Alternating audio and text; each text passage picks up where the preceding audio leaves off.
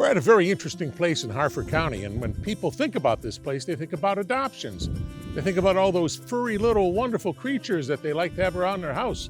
That's right, you think about adoptions, but there's much more to this place than just simply adoptions, as you'll find out. Look where we are today. The Humane Society of Harford County. That's right, I'm Ken Kiedrowski, and you're on location.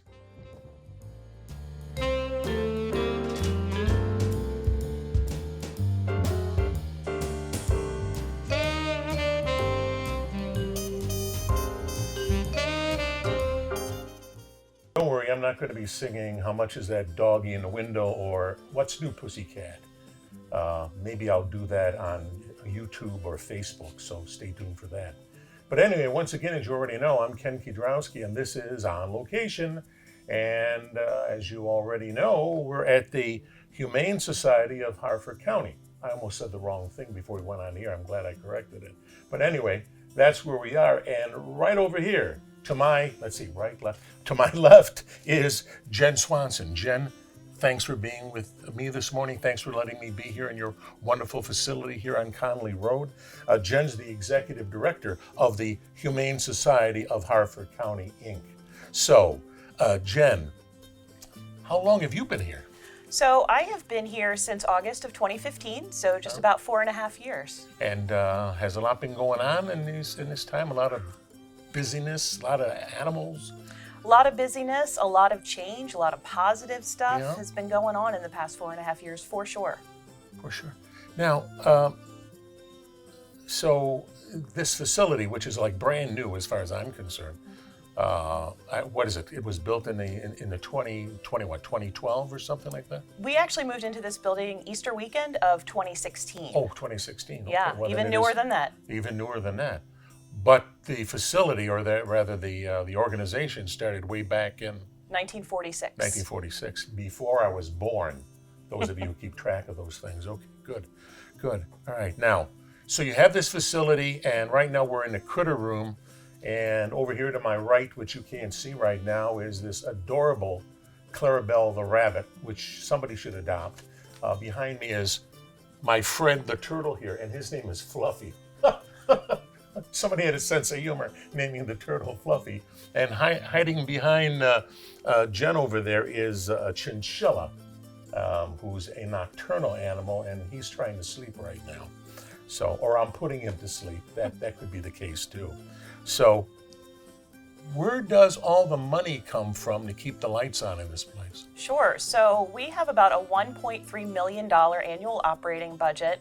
We receive $950,000 of that from the county government because we are a nonprofit, but we contract with the county government to provide the sheltering services for Harford County. The rest of it is through fundraising, one-on-one fundraising with individuals, corporate sponsorships. We have naming opportunities in the shelter, and of course we have events throughout the year. What are naming opportunities? Like there's a park bench out in front that somebody named? Sure, yeah. So we have areas throughout the building that can be named dog and cat kennels and cages, certain rooms, but we also have a tree in our lobby, and we have a plaque in our lobby that have plates that you can name at different price points. Okay, if people wanted to know what these different opportunities are, can they go online to find that out? They sure can. Our website is harfordshelter.org. You would then click on Ways to Give, and then from the drop-down, Naming Opportunities. Okay, well, and at the end of the program, folks, watch at the end.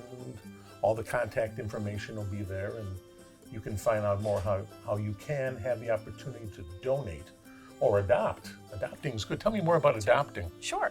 So we take in about 3,500 animals a year, everything from fish to horses. As you can see, turtles, chinchillas, rabbits. So it's not just dogs and cats here in the shelter. I heard you have a goat in a barn in back. We do. We have a goat. We get pigs all the time. Pigs. We have 3 roosters right now. So we get all types of animals. So if someone's interested in adopting, they can see all of our available animals on our website at any given time. They would come down here, fill out an application, and then they'll meet with an adoption counselor that will try and help them select an animal that's appropriate for them or talk to them about a particular animal they're interested in. And then we kind of go from there with the adoption process. An adoption counselor? Yes. To see if you're suited for the animal? to see if the animal is suited for you. Oh. And to see if you are suited to take on an animal, depending on what you're looking to get into. I mean, so if somebody comes in and says, hey, I want to run a pig, you say, no, not so fast. No, yeah. No. Yeah. Our animals here at the shelter are definitely friends, not food. That's another important distinction. Friends. So Friends, not food. that's right. So when we do have our farm animals that are available, they're pets. They're supposed to be parts That's of your right. family. Yeah. E-I-E-I-O. That's That's right. right. That's right. That's Yeah. right. Exactly. So you have, walking through here, I see all sorts of kitties, all sorts of doggies, and of course, my friend the rabbit, my friend the turtle, and the chinchilla, the goat in the back, and the pig that's hiding somewhere. Where do these come from? And please don't say they come from their mommies. Okay, I know that, but where do they come from? So our animals come in from a couple different sources. Of course, pet owners in Harford County that are looking to give up their pet for some reason. So those are considered owner surrenders. Now we do provide shelter intervention services, which is talking to people that are looking to give up their pet to see if there's another solution or an alternative to shelter surrender. If it's a good home, it's a loving home, but they just feel that they've fallen on hard times or something else, there may be something that we can do to keep the pet in the home, because that's where it belongs. No matter how nice your shelter is, pets belong in homes. But we also take in stray animals, so those are animals found within Harford County limits, either by members of the public or animal control. And then we also take in animals from animal control that are seized in situations of dog fighting, hoarding, neglect, abuse, etc., things like that. Yeah. Does that happen quite often, that you have the sheriff's deputies or the animal control people bringing in neglected pets? It happens often enough. Yeah. It's never a good time when that happens. It's never a good thing. No. But it does happen throughout the year. Typically, we see more of the hoarding cases coming in through the summer months. It's typically cats. That's because, when it's warmer, smells travel. And that's when neighbors notify of course. to say, Of we're course. concerned about someone in the neighborhood. Of course. What should people do if they lose a pet? So the first thing that they should do is go to our website. And in fact, before they lose a pet, they should go to our website and look up what to do so that they don't have to waste valuable time going to the website to look. But we do have a section on our website that has tips and tricks to try and lure your pet to come back home, things that you should do in terms of flyers. There's also a sample flyer they can download. They should certainly report it to us. There is an online form to report either a lost or found pet, where you can attach a photograph, which is very important for us because there's a million black cats, right? So having a photograph of that animal will help because they may have a distinguishing mark that's important for us. But they should definitely report it to us. They should put flyers around their neighborhood, and there's a lot of other tips and tricks. There's a wonderful organization called Dogs Finding Dogs, which uses trained search dogs to find lost pets, which is fantastic. Really? Yes. And it's in Harford County? It's throughout the state of Maryland, and I believe they even work outside of this state, but they're a fantastic organization, and we recommend them, particularly if the animal's been gone for some time and they're not having luck with some of the initial methods that they try. So dogs, these dogs pick up the scent of the missing dog. Yes. And they go around the neighborhood trying to sniff the doggy out. Yeah. And sometimes they find animals that have been missing for weeks and months. It's really incredible work that they do. That sounds like a brand new series for television. Dogs Finding Dogs. That's right. A Quinn Martin production. Great. Yeah. Wow. Yeah. Boy, that'll be a new cartoon on the Disney Channel. Okay, I'll mention all these things because the Disney Channel, of course, is on Armstrong cable. Right, sure. One other thing I might mention too is the importance of microchipping your pet. I was going to, yes, thank you. Yes, thank you. Microchipping, sure. Yeah. So microchipping is super important. It can be done very low cost at your vet and at other clinics as well. And you just have to keep that information updated with your current contact information. And what I recommend is that in addition to your contact information, that you make a secondary or tertiary contact on there, which is your vet hospital. Because while your phone number and address and email may change, your vet hospital's information is less likely to change. And they will most likely have your current info if you've forgotten to update it with your microchip company. When your pet is lost, it's too late to think about putting the chip in. That's right. So you have to be proactive and just say, I love you so much. I couldn't stand to see you get lost, so I'm going to put a chip in you now. Yeah. But here's a question about the chip that it just popped into the brain. So when you put the chip in, it's loaded with all the current information, whatever about the pet and about the owners. Right. So it's about the size of a grain of rice, Right. and they implant it between the shoulder blades on Yeah. the pet. Now, they can migrate, which is why it's important when animals come into a shelter or a vet that they do a full body scan, right, with the microchip scanner. Because it's not a GPS. Many people think it is a GPS. It's actually RFID technology, so it's a radio frequency. So you have to actually scan it with a scanner. In Harford County, our animal control officers have scanners in their trucks, and shelters and vet hospitals also have scanners to be able to check for that information. What if you chip the pet and then things change? Your address changes, the phone number changes, or you move out of state or something. Can you change what's on the chip You can.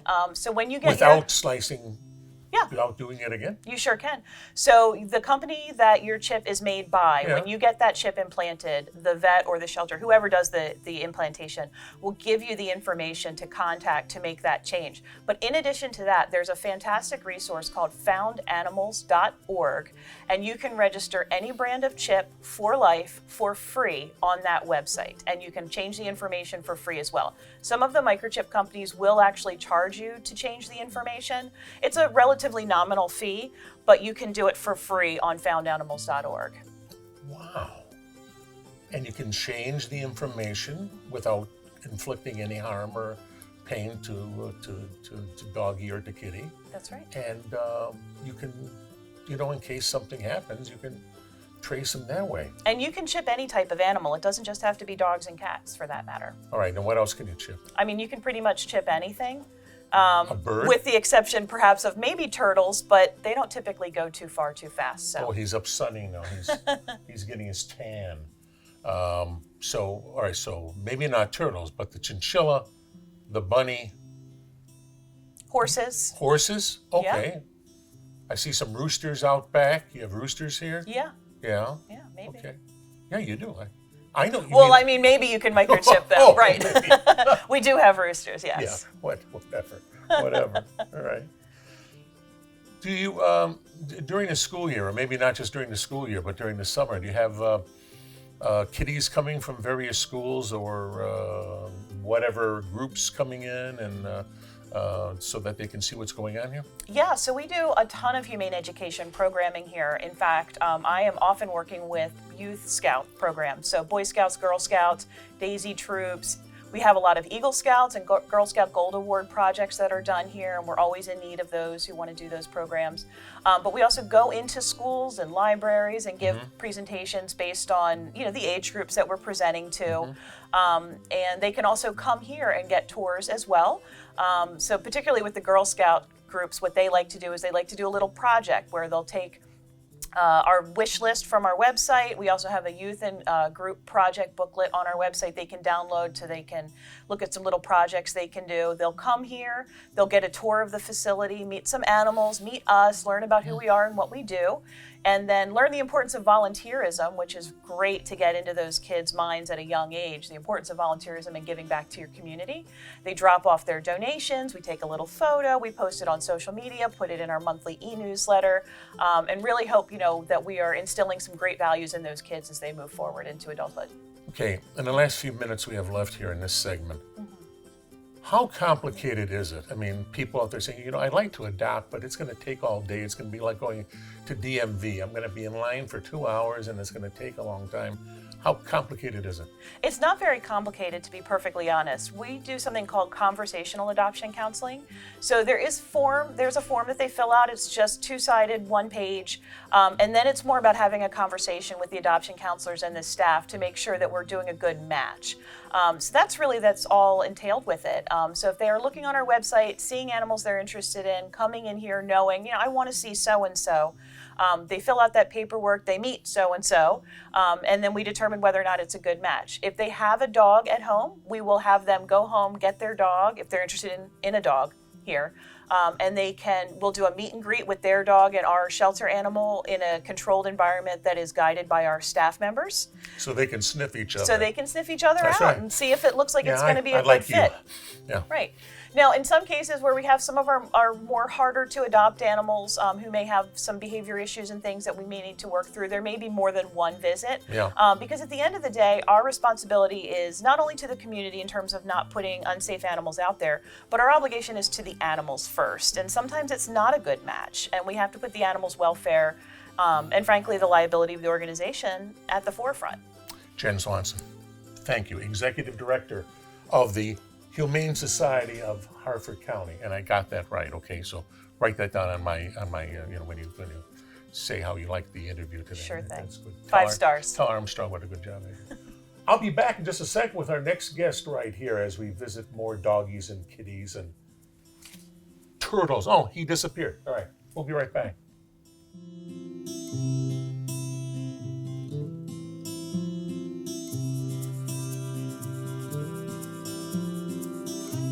And you're still with us right here on location on the Armstrong Neighborhood Channel. Ken Kudrowski with you. Glad you were with me here as we are at the Humane Society of Harford County. And this time, sitting in the hot seat is Erin Long, who's the marketing coordinator. Yes. And Erin, thank you for being here.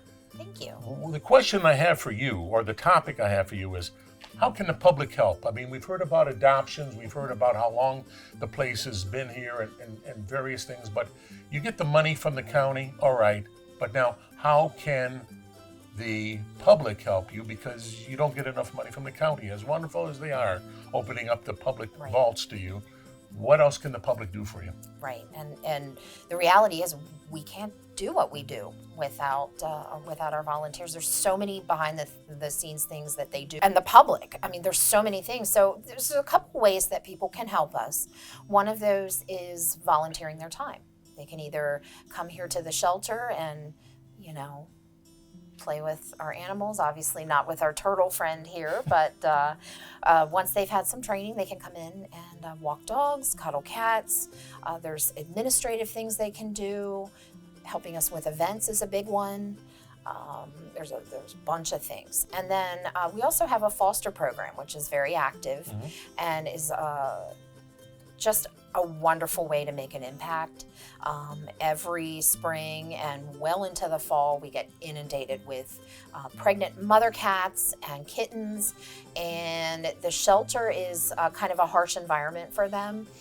So we want those kittens to get out into homes where they can do their kitten thing and play and just it's quieter and it's more comfortable for them. And plus it helps us immensely because the foster parent really gets to know that animal really well, and then they can kind of sell that animal to people and tell them about their strengths, their weaknesses, what they like to eat, what they like to do, and it helps everybody. It helps to find, the perfect home for them. And obviously we're looking for folks that want to adopt, want to bring a new family member into the house. So that's another way to help. And then if people aren't in the position to adopt or foster or volunteer, or maybe they're doing all of those things, and certainly we want them to want to donate to the shelter to help us both monetarily and also with things that are on our wish list. So people, if they want to do any of those things, if they want to foster, if they want to volunteer, if they want to adopt, if they want to donate, they can just go to the website, Sure. which will be featured at the end of the show, and they can get all that good information, and they can contact you either online or on the phone, talk to the appropriate people, and either throw some money your way or help a kitty or a doggy have a better day. Hey, that sounds great. That's a good tagline. There. That's what you should do at the bottom of your letterhead. Help a kitty or a doggy have a better day. Anyway, Thank you for helping me have had a better day so here. much, Ken. I'm glad I had an opportunity to talk to you here at the Humane Society of Harford County, everybody. That's what we're talking about here. Yes. And we're talking about all these wonderful dogs and cats, and I really appreciate your time here today. And I'll be back with you in a second, and we'll have the lesson summary.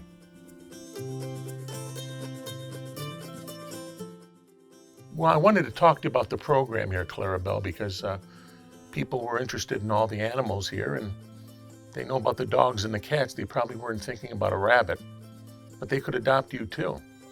Yeah, so what have we learned here today? Well, we've learned about the dogs and the cats and the rabbits and the turtles and everybody else who's up here for adoption. And we've learned how long the Humane Society of Harford County has been in existence and all the wonderful staff members and volunteers who work here. Are you listening to me?